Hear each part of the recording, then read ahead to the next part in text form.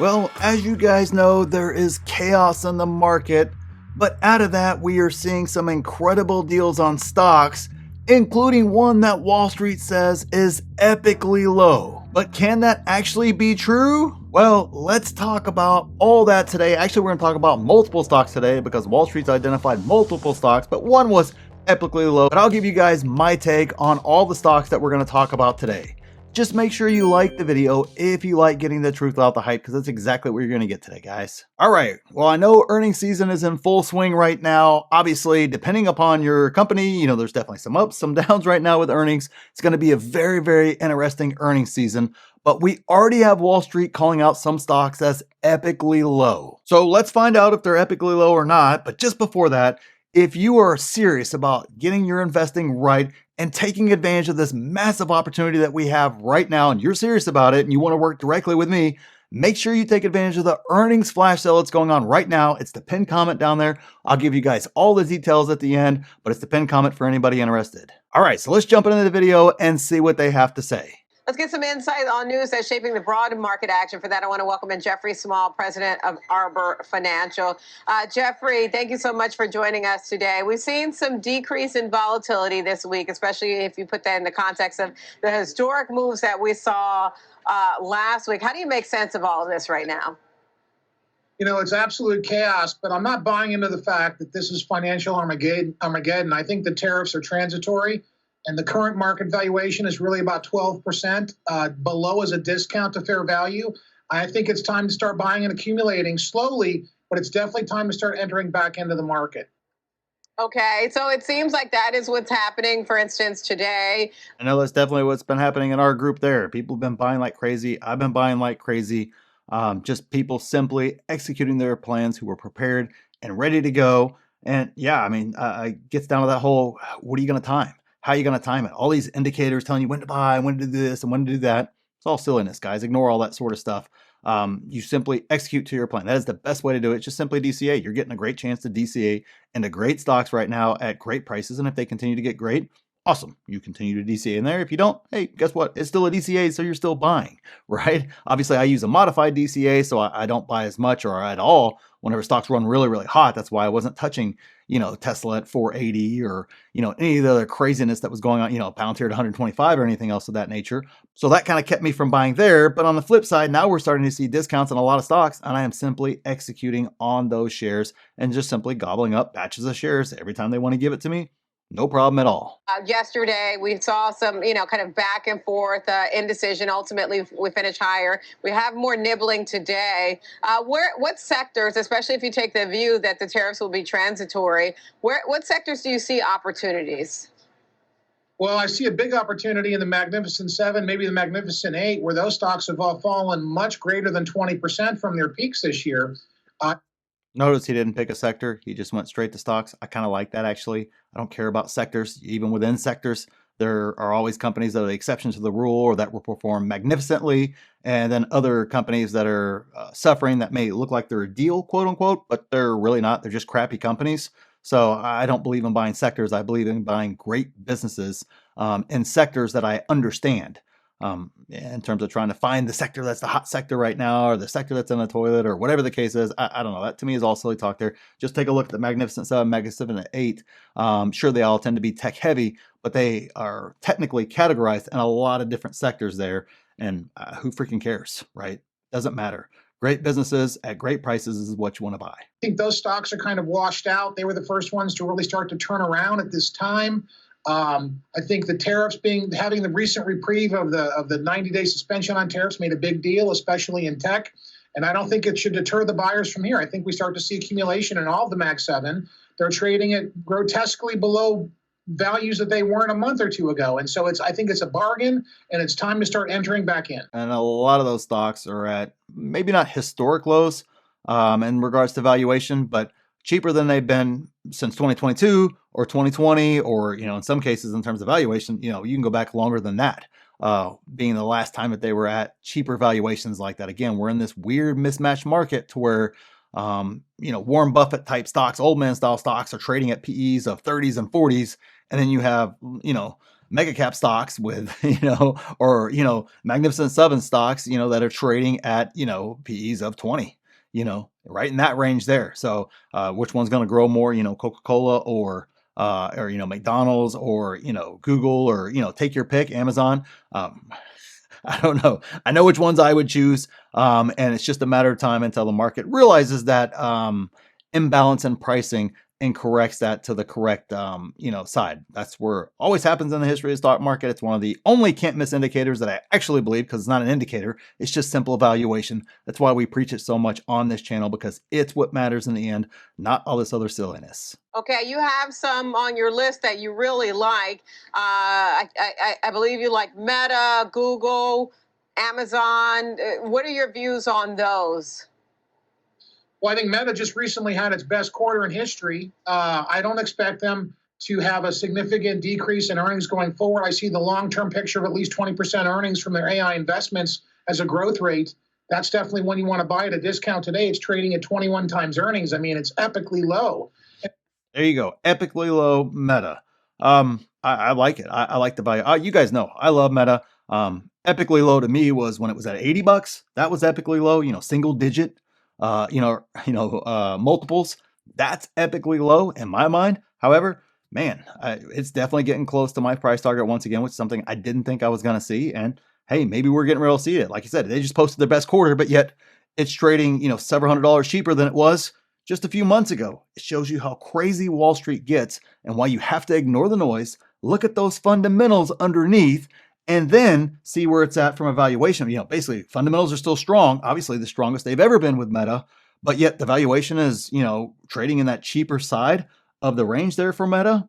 I mean, at that stage, it's kind of a no-brainer. It's called easy money for a reason. You just got to be patient. You got to wait. Maybe it goes lower. Probably does, right? You can time the bottom. I've never timed the bottom. I expect every single time I ever buy a stock, I'm going to be down on that buy in the short term, but you have to look stupid in the short term in order to look genius in the long term. That has proven true throughout the history of time as well with the stock market. So yeah, although I wouldn't call it epically low, it's definitely at a low price there for Meta. Obviously, he's going to talk about a few more stocks here, so let's kind of see what he says about those and kind of see if we agree or disagree with that. It's the same thing across the board with Google and Amazon and even Tesla. But so is Netflix is a good buy today. Microsoft is a good buy today. Apple is a great buy today, even though they've got the most exposure to China. All right. So I would agree, obviously, with Amazon and Google. Those are easy no-brainers. Please keep giving me more shares of those companies for the next few, quarters at these prices, at these valuation. Would love it. Tesla, to me, still overvalued. I'm sorry. I know it's going to fire some of you guys up. Still overvalued. Don't agree there. Microsoft's not one that I track too hard, although the valuation has continued to come down as the year has gone on, which of course was good because I thought it was way too high. And Netflix is another one that I don't track as well. I understand it's a wonderful business. I totally agree there completely. It's just not one that I never really got interested in as compared to other stocks in the past. That just kind of piqued my interest more. So Netflix isn't really one that I've been interested in, but anybody that owns it, it's a great business. I have no disagreements there. I also see them having no problems with all this tariff noise or anything else of that nature. So yeah, I don't see a problem there. Apple, I still don't think it's at a great valuation right now. So I would also disagree with him as well. Even though it's my favorite stock in the stock market, I got to kind of disagree there that it's not at a cheap valuation right now. Definitely getting better. Definitely has come way down off those highs, but I think we have a little bit further to go, especially with the growth rates being slowing as much as they have. Just kind of, for me, when I'm looking at the range in regards to where you kind of call fair value on that multiple there, we need to get down towards that lower end of that range before I can really start saying, hey, yeah, that's definitely getting on that, cheap shares of Apple per se. Now, that doesn't mean the market's going to go there, right? It's been the ultimate safety stock has been Apple for the past couple of years. But that right there in regards to valuation is kind of how I see it. At this stage of the tariff cycle. But again, I believe that tariffs will be transitory. So how do you parse through if this could potentially be essentially just a bear trap right now? Well, you don't know. I mean, it's a crystal ball, right? And so what we do know is the market is out in front of the trend normally. And so what we see is the buyers started to come back in. We formed a bottom as Monday of last week. We rallied 9-10% 2 days after that, and then we gave half of it back. In the last week, the market's up 6.5%, and it's recovered almost half of its losses on the S&P. And so, I don't think that the tariff gun is going to fire as loudly as everybody realizes. I think the 10% tariffs are here to stay. We'll barely have a move in the CPI the next 3 or 4 months. We won't know what the true tariff effect is on inflation. The Fed will continue to lower rates. The economy will slow down. And so tariffs, I think, right now are going to be more bark than bite. And boy, did they come out with a loud bark, because they caused a flash crash similar to the COVID 2020 March crash. We fell 36% in 3 weeks. We fell over. Yeah, that was a completely different situation. So I don't really agree with that. I definitely agree that we knew the tariffs were coming. The shock amount in terms of the amount that he was trying to push, that was definitely a shocking event. That was nothing like the entire world shutting down and not knowing is the world going to stay shut down for 3 months or 3 years. Nobody had any clue back then. Nobody. And it was a worldwide thing. So that is completely different than this. So that's kind of a poor example there in regards to flash crash or anything else of that nature. Obviously, the crash was significantly more. I'm not sure I've ever seen anything quite that fast, quite that harsh. It was a little bit less. It was more of a overall drawdown than it was kind of like a chaos and a panic type event, like the financial crisis, where it was just every week. It was kind of like, oh, this is getting bigger. That was a very, very different situation there. This one to me is, I think everybody understands that there is a solution to this, unlike something like, obviously the world shutting down in 2020, where we didn't know any solution. Nobody had any idea that we would just pump trillions into the system. Nobody had any idea whether or not the world was going to stay shut down for a long time. That's completely different than this, to where this is obviously something that can be worked through or turned off immediately if necessary in order to save things, if you want to call it that. So completely different situation there, kind of a poor example. And, I'd kind of stay away from comparisons like that. 20% on most stocks here in 30 days. And so when we have very quick crashes, we have very fast recoveries, and that's why we saw the 9-10% rally last week. Okay, so you compared the similarities. How is this time different from, for instance, the pandemic, or if we even go back to the GFC? Well, it's obviously significantly different. The COVID pandemic crash was really a black swan event. It was a biblical event. The sky truly was falling for that 3-week period. But even that found a bottom. So what's the bottom of the tariff side? I think we've seen it. Maybe a potentially 5-10% maximum bottom from here. And that's why it's time to start entering back in. So we kind of double talk there. So we'll kind of break that down a little bit. Oh, the bottom's in, but then it could be another 5-10% down. Who freaking cares? Trying to guess the bottom is useless. The reason why we set a bottom back during the shutdown crash was because the Fed came in and saved everything. So basically, we're going to print money and support all the markets. Okay, well, at that stage, investors knew companies are going to be safe. It's all going to get worked out and sorted. And you kind of saw investors willing to step back in at that stage because the uncertainty was gone. The uncertainty isn't gone with this particular. Now, granted, the scale is much different, right? The entire world shutting down is a much larger scale event than what we have right now with tariffs. But when you got that certainty, that right there was the bottom end. We don't really have that certainty yet. So are some stocks on the bottom? Sure, some stocks are. Some stocks aren't. They're going to get that 5, 10, maybe 20%, maybe 30%, kind of valuation reset down or move down in the stock price there. And that's okay. We buy individual stocks. That's kind of what I expect. I don't expect to time the bottom or catch the bottom or anything else. It's essentially you're going to buy here. Essentially if it kind of goes like this, I suspect I'm going to buy here, here's the bottom down here. Probably not going to catch that unless I get lucky, and it's pure luck catching the bottom. I'm going to buy here. Oh, but guess what? Went down a little bit over here. Maybe I'll buy some before it bottomed out over there, and so on and so forth. That's how you win it in investing. It's just simply continuing to buy, do a DCA, do a modified DCA, and move forward. Trying to guess bottoms or time bottoms or figure out if there's a bottom or not is utterly useless to your investing. You won't know if you actually had a bottom until months later. That's the only time you can really call a bottom. And by then, well, stocks have typically already run to a point where if you were waiting for that quote unquote confirmation, you already missed some of the best prices. I'd just much rather buy all the way through the whole thing than I'll have to time anything. No timing required to have a great average on great stocks, especially whenever you're getting discounts on great stocks like we are right now. Tariffs will be transitory. We will not be stuck in a permanent tariff global trade war. This will get worked out. It's just going to take a little bit of time, or President Trump would not have yielded back on the tariffs and given us this 90-day suspension and given us a big break on tech and chips and things if he wasn't concerned about that. So he fired a shot across the bow. Now he wants other countries and our trading partners to come to the table and say, okay, it's been unfair for quite some time. We've got to have some breaks here. Let's talk. And let's make it easier on everybody. He's done that for everybody except China. He's making it very difficult on China. And so maybe it's personal there. Who knows? But he is the ultimate economic puppet master here as he tries to master a macro perspective on beyond Wall Street that also encompasses Main Street. So a lot of these things that are being done, Diane, are not just being done for stocks. They're being done for the middle class and the broader market across the board. To be fair, I think both sides of the aisle on China believe there are some unfair trade practices. That's something that's been argued for years. But at the same time, it's clearly a difficult situation to unwind given how much of manufacturing occurs there. Certainly something that we'll continue to monitor. I want to go back to your point about Mag 8. Who's the eighth one in your view? Well, you could call it Tesla. You could call it NVIDIA.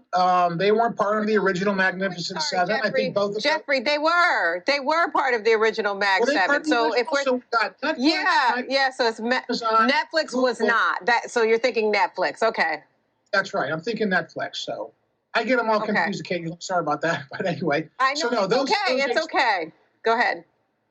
No, I love all of those 8 stocks. They're great to own. Netflix is a great stock to own right now if you're concerned about tariffs. Their subscription is going up, and they've got good guidance today, and so they're going to keep growing their multiples. It's a great stock to own. They're on growth mode again. Okay, and then I want to ask you in terms of... Yep, can't argue there. Netflix, great company. Again, they're called the Magnificent Seven, Magnificent Eight for a reason, and that's just different category of stocks there. You might be able to make a case for 1 or 2 of them shouldn't be in there. Maybe they should be in there. I'm not going to run down all those rabbit holes today. I'll let you guys debate that down there in the comments as to who doesn't belong in the comment section down there. But yeah, Netflix, great earnings all the way around. Again, great business. I don't see anything stopping that growth in the future. And definitely the tariffs basically mean nothing to them. So yeah. From here out. So obviously you made a point about, we don't know necessarily if it's a bear trap or not because no one has a crystal ball. But yeah, which is hilarious whenever they ask questions. Are we at this? Are we at that? When it's just pure guess, pure speculation. Silliness is what it is. So it's kind of funny how they acknowledge it and they ask the question anyways. I don't know. Makes for good content, I guess. Besides the Mag 7, are there other opportunities that you see in terms of sector that have less exposure? And obviously you added Netflix on that list. I hear what you're saying. Netflix certainly catching a bid today. Well, the banking sector is reporting earnings now, and they're doing pretty well. As a matter of fact, Bank of America said they don't even predict a recession this year. And so the jug is out on that, even though the market's trying to get out in front of it. So I think, owning banks right now, JP Morgan, Bank of America, those are good things to own if you're concerned about stability. They actually have come down in price. And so now's another good entry point. But I think there's many good opportunities to take advantage of right now, besides banking, besides tech. There's communications. Costco is still good to own. Walmart is still good to own. I mean, you want to own the biggest and the best companies with the best fundamentals at this stage of the cycle. Okay, that makes sense. All right, this is Jeffrey Small, president of Arbor Financial. Jeffrey, thank you so much for joining us this morning. All right, well, we'll go and stop the video right there. I always thought the name of the game was to own the best companies at the best prices. I don't know. It seems pretty basic to me.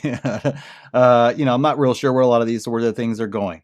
In regards to tariffs and in regards to, obviously the ridiculous deals there with Meta and a lot of the others, they are excellent deals. They're not the best ever. They're not anything else of that nature, but you don't need to find these incredible once in a lifetime type deals. That is a false narrative with investing that sometimes we get sucked into as retail when we get too cute, right? And that's something I kind of want to caution you guys against, is trying to get too cute with your pricing on stocks. We'll just use Meta as an example there. There's no reason to get cute around pricing. If you want to build out a position in Meta, just buy the stock on a DCA. It really is that simple. Or do the modified DCA, get your valuation, and every time it falls below fair value, you bad shares. Wants to fall lower the next week because of, noise around tariffs or whatever the case is, you buy more. You can use that same exact strategy with every single company out there. So for me, right now, that's what I have been buying in my group. And that's something that we talk about all the time, is there are other stocks that I want to buy right now. More small cap, mid cap type stocks. There's some on my radar per se, but none of them they're still trading too rich. I'm sorry. They just are. So I've been buying much more Google and Amazon than I have anything else because they're on the cheapest right now. They're on a cheap in regards to valuation. Meta is starting to creep into that category as well. And so for me, A prudent investor puts his money, one, according to his plan that aligns with his goals, and two, into the best opportunity at the time. Now, a lot of you guys are newer investors or just aren't as sophisticated, and that's okay. Then you just simply DCA into your top 5, top 10 stocks, whatever the case is, and you move on with life. That is an awesome strategy that is really, really hard to beat. But if you're trying to do something a little bit more complex than that, not crazy or anything else of that nature, at that stage, for me, especially where I'm at in my life, I need to put my money to work at the best opportunity at that time. I got my money loops going. Money's going to come in next month. But those stocks that are kind of mid cap or small caps fall, cool. Then I can switch my buying over to those stocks whenever that happens. But I don't feel forced to rush. And more importantly, I just know, hey, getting some of these stocks at these great valuations like we're getting with Google and Amazon right now, and Meta starting to fall into that as well again, you just buy them. You're always happy, right? I mean, I was buying in 2021 when everything was to the moon, and it was every, penny stock to the moon, and every, EV to the moon, and everything was to the moon. I was busy buying Apple, not because I need any more Apple. I don't need another share of Apple. Matter of fact, I don't really want to buy Apple, but it was sitting there at $117 or $115, whatever the heck the case was. It was like, how do I not buy that? That was the best place to put my money at the time. If I put it in one of those hype plays, I'd be down 80%. Instead, I put it in Apple, and I'm up significantly on that, almost double, at that stage on those particular shares. So it was just about putting my money to work in the best place at that particular point in time. And if it happens to be the Magnificent Seven, I'm not going to disagree with this guy. That, to me, is some of the best opportunities in the market right now. So that's where I'm putting my money. But of course, some of those small caps, some of those mid caps, as they move, obviously they could fall right in that category as well. And if you want to see whenever those stocks hit my watch list and I buy those stocks and you're ready to take your investing serious, make sure you take advantage of the earnings flash sale. It's the pinned comment down there where you get all that. You'll be able to see those buys, my rationale for those buys, why I'm buying those stocks, and take 5 free courses, get your free coaching. Guys, there's so much involved in the membership. Be a part of the best 6, 7, and 8-figure Discord out there, helping everybody with all the chaos of buying the chaos instead of being scared and panicked during the chaos and everything else. Make sure you check out the pinned comment, see if a membership's right for you, and take advantage of the earnings flash sale before that ends. And click this video here if you want to see exactly what I'm buying in this market, and click here to see my exact plan for this market. So thanks for watching, and we'll see you in the next one.